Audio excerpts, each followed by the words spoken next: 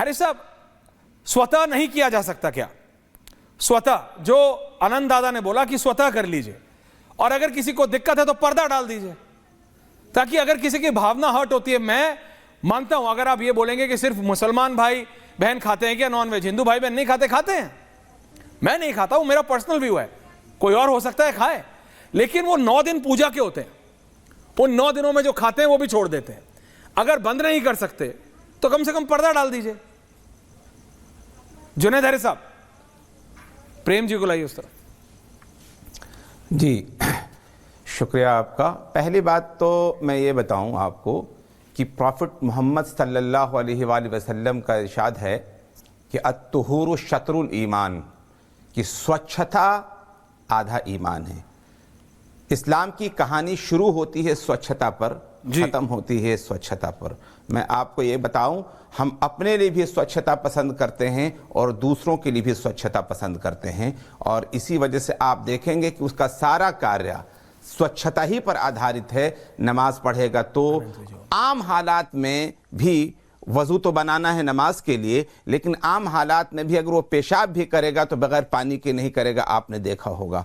उसके लिए भी हाथ धोना है, उसके लिए भी पवित्र होना ज़रूरी है। और जो अपने लिए पसंद करता है वही दूसरों के लिए। ये बड़ी अफसोस की बात यह है कि ये भ्रांति, ये गलतफहमी पैदा हो जाती है कि इस्लाम का मकसद धर्म भ्रष्ट करना है।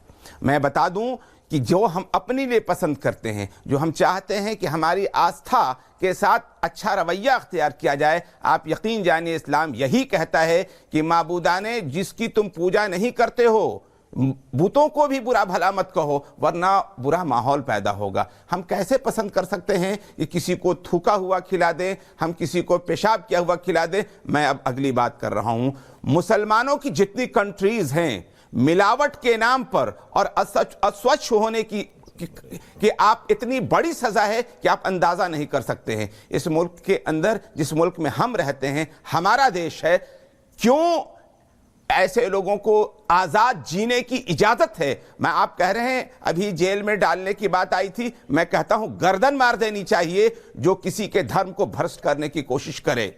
उसे जेल में तो हर हाल में होना चाहिए, वो खुले समाज में जी कैसे सकता है? मिलावट की कहानियों को पढ़ लीजिएगा, जो मिलावट करेगा वो मुसलमान नहीं है। मन गश्शा फलैसा मिन्ना, प्रॉफिट मोहम्मद कहते हैं कि जो धोखा दे वो हम में से नहीं है। धोखा दे करके किसी को खिलाना, किसी के धर्म को भ्रष्ट करना, ये मुसलमान हो ही नहीं सकता। मैं कहता हूं ऐसे लोगों को सख्त से सख्त सजा मिलनी चाहिए।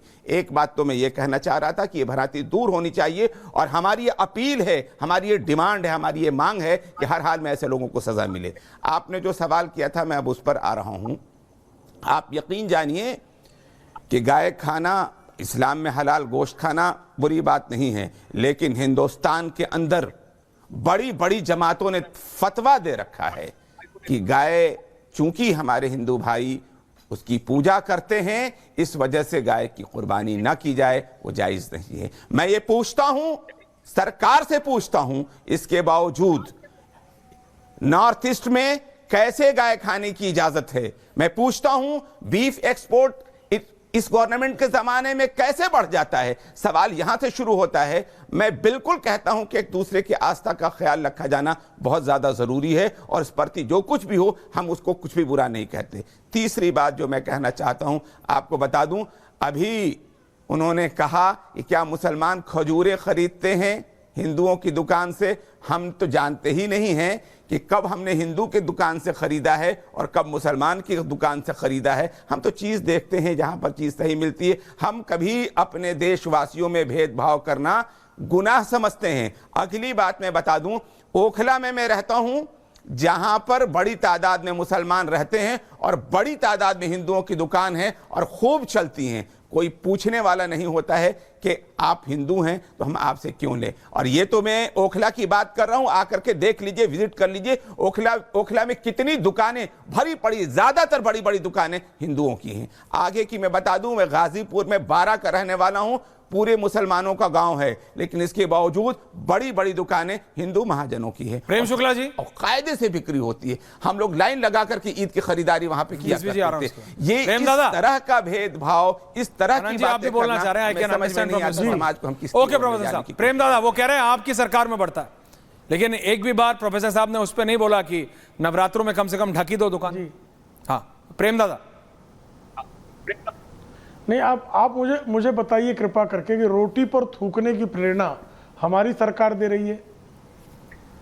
सलमान खान ने राम के मैं कहता हूं सजा क्यों नहीं दी पहली जाती? फतवा आ गया। ये मुसलमान नहीं हो सकता जो रोटी पर थूक कर दूसरों को खिलाए। उसको सजा दीजिए, उसकी गर्दन काटिए। अब काहे आवेग में आ गए, आवेश में क्यों आ जा रहे? सुनिए तो, सुन लीजिए, मेरी बात पूरी हो जाने दीजिए।